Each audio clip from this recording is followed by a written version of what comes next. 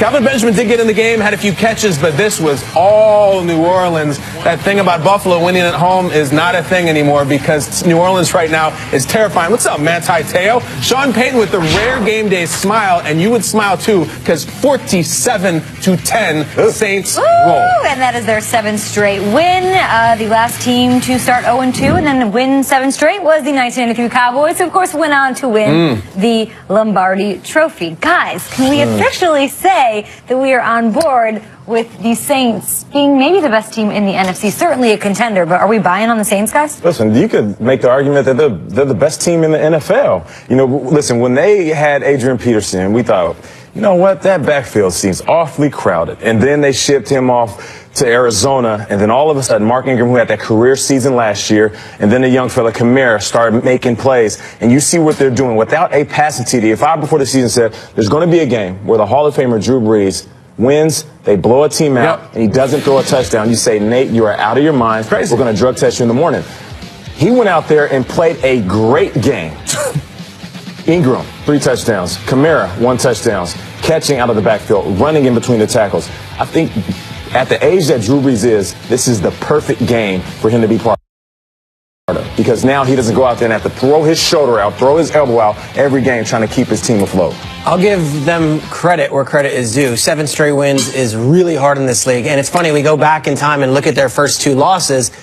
To the Vikings on Monday night, the Vikings are darn good. Yeah. And to the Patriots in Foxborough, or in New Orleans, I'm sorry, Patriots are darn good. So what are you saying? I'm saying that this team, they're not only good, they are different than the other ones where they have already faced teams and lost and found a way to bounce back. They have rebounded, rallied off 7 straight. And I do want to hear what you have to say about the Saints, but I do want to ask Steve one question here. Let's do it. If they get home field advantage in the playoffs, very difficult. Talk about playing in the Superdome. I mean, when that team is winning and they're firing on all cylinders, they become a team. That home field advantage is equivalent to the Seattle Seahawks. I mean, it's a hard place to communicate.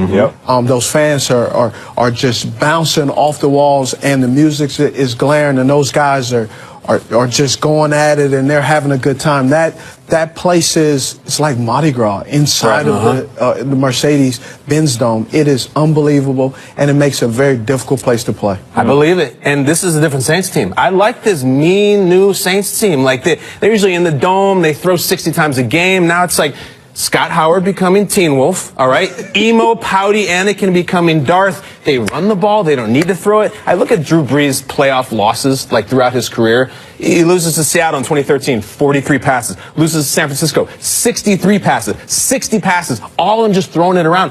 6 rushing touchdowns. That's not the Saints that I've watched for the last decade. These are the Saints that will knock your teeth out, and I love it. I love the mean, angry Saints. I remember when you said, is Alvin Kamara going to play linebacker? What is he going to do? And you're looking at what they're doing on that side of the ball, the 7-game win streak. Who has the #1 defense in that time in the league? But the New Orleans Saints. And they are crushing it. It's a lot of fun to watch. They've got, I think, the experience. They've also got youth on the defensive side of the football. And I feel like Mark, I mean, at that 1-2 punch with Mark Ingram, I don't know what they were doing at Adrian Peterson there to start the season. They're doing a good job, and they're playing a really good run defense.